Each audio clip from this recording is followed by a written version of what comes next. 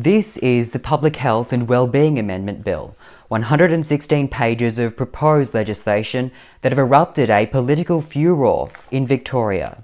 According to its supporters, the bill takes the key learnings of COVID-19 to effectively manage future pandemics, promising transparency with the stipulation that the Chief Health Officer's medical advice must be made public. It's described in the memorandum as important to democracy with appropriate checks and balances. To its detractors, it's the exact opposite, a power grab by the government. A key feature of the bill, the Premier will be able to make a pandemic declaration, where this was once the purview of the Chief Health Officer. Under a pandemic declaration, the Health Minister can impose pandemic orders, or in other words, restrictions. So even when a pandemic becomes endemic, does this give the Victorian government power to rule by decree? Disgraced former Minister Adam Somyurek decided to vote against the legislation, saying it gives the government too much power. That's left the Andrews government scrambling to find one more crossbench member to support the bill. It's right now stalled in the upper house. If passed, it'll replace Victoria's state of emergency power, which is set to expire on December 15. If it's not passed by that date, the government will be unable to enforce restrictions like mask wearing or isolation orders. Now, it's against this backdrop that thousands have turned out to protest over the past few weeks. On Saturday, thousands of protesters converged on Melbourne, beginning at Bourke Street before gathering outside State Parliament. It was a tale of two protests. Some turned out for the so-called Freedom Rally, protesting vaccine mandates, COVID restrictions, and the pandemic bill. They carried Australian flags, Eureka flags, Trump flags, and even QAnon-inspired placards. Others were there for a counter-protest. Calling themselves anti-fascists, they railed against anti-vax sentiment. Police tried to keep the peace, forming a line to separate these diametrically opposed rallies, amid fears the demonstrators could clash and turn violent. They're scenes which were replicated right across the country. This was Sydney. My dad's so funny. This was Brisbane. Adelaide, Darwin and Perth also saw protests. They were, for the most part, peaceful. It follows a week of violent rhetoric amid ongoing protests in Melbourne. Nooses were hung and gallows hauled before the State Parliament in ugly scenes last weekend.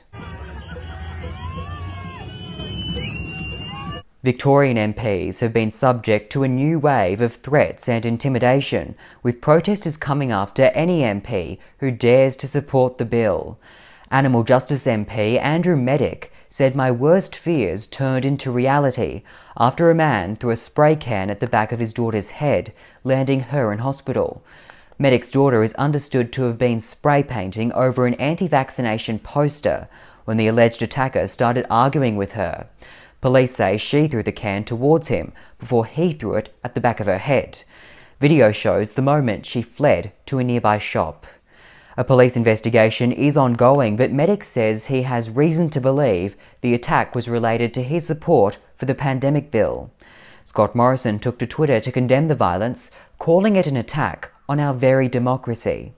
But this incident doesn't exist in a vacuum. There are some people who are threatening me, they're threatening my family.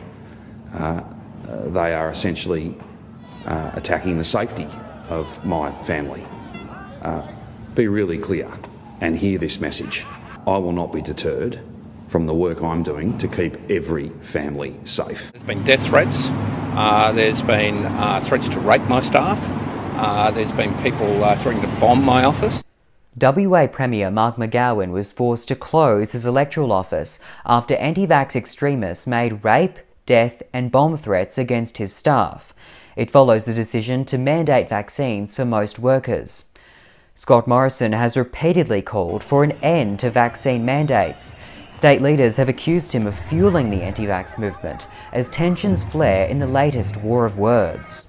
They should be able to go and get a cup of coffee in Brisbane when you're over 80%, regardless of whether you've had the vaccines or not. Now we see the Prime Minister wanting to undermine Queenslanders as well, Mr Speaker, by his reckless comments. He is so desperate to claw together a coalition of anti-vaxxers for his own political benefit that he is undermining confidence in our vaccine rollout. Central Queensland Labor MP Brittany Lorger says she was sent threats of terrorism, extremism and violence. Other MPs and local doctors also reportedly received threatening messages. There's not been a life-threatening attack against an Australian politician in recent years, but they live, nonetheless, under constant threat of attack.